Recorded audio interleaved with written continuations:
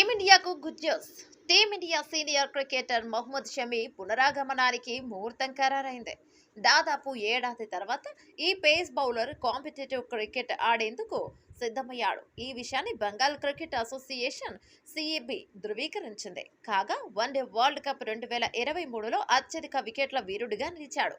షమి ఈ ఐసీసీ టోర్నీలో ఆలస్యంగా ఎంట్రీ ఇచ్చిన 24 వికెట్లు కూల్చి టీమిండియా ఫైనల్ చేరడంలో తన వంతు పాత్రను పోషించాడు.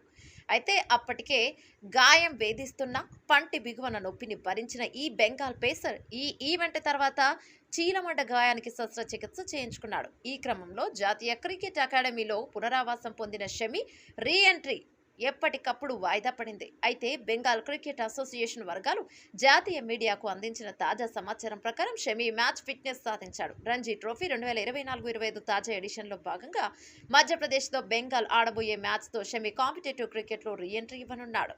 రంజీ ఎలైట్ గ్రూప్ సిలో భాగంగా బెంగాల్ మధ్యప్రదేశ్ మధ్య ఇండోర్ వేదికగా బుధవారం నవంబర్ 13న ఈ మ్యాచ్ ఆరంభం కానుంది.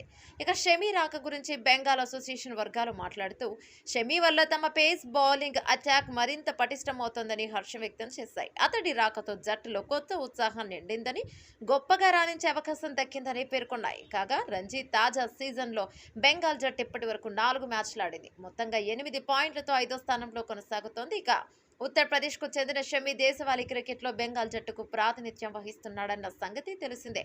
ఇదిలా ఉంటే షమి రంజీలో పూర్తి స్థాయిలో ఆడగలిగితే ఆస్ట్రేలియాతో బోర్డర్ గవాస్కర్ ట్రోఫీ ఆడే టీమిండియాలో అతడిని చేర్చే అవకాశం లేకపోలేదు. ప్రస్తుతం ఆసీస్ టూర్ వెళ్లిన భారత జట్టులో ప్రధాన పేసర్లు జస్ప్రీత్ బుమ్రా, మహమ్మద్ సిరాజ్తో పాటు ఆకాశ్ దీప్, ప్రసిద్ధ్ కృష్ణ, హర్షిత్ రాణా కూడా ఉన్నారు.